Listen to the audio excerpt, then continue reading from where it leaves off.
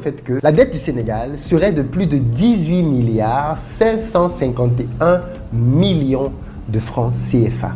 Oui, ce qui représente, tenez-vous tranquille, 99,67% du PIB. Donc le Sénégal aujourd'hui, en réalité, est endetté quasiment à 100% de son PIB. Ce que cette audit a révélé aux yeux des observateurs qui nous ont suivis depuis au moins 2018, ils ont dû se rendre compte que depuis 2018, nous avions alerté sur la trajectoire que prenaient les finances publiques au Sénégal, notamment sur le plan du dépassement des ressources externes. Ce qui est encore plus grave, c'est que l'audit a démontré qu'il y avait des circuits parallèles. Apparemment, il y a des dettes qui auraient été contractées sous Macky Sall, qui sont passées en dehors du circuit budgétaire normal. Chaque État a un circuit budgétaire. Quand on a besoin d'argent, il y a des demandes qui sont émises, qui suivent un certain circuit, et quand l'argent arrive, il suit aussi un certain circuit.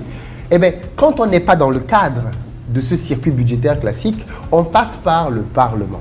L'audit a démontré malheureusement que sous la direction de Macky Sall, on a plus de 2517 milliards contractés en dette qui ne sont pas passés par le circuit budgétaire et encore moins par l'Assemblée nationale. Il existait donc en réalité des systèmes parallèles qui avaient été créés et qui permettaient d'endetter le pays, mais qui n'étaient pas visibles.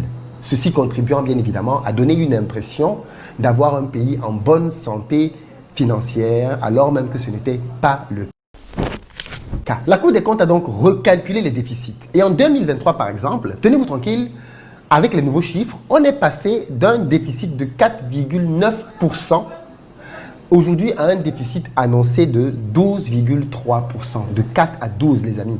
C'est énorme. C'est énorme. Donc, on parle ici quand même de près de 2300 milliards de francs CFA.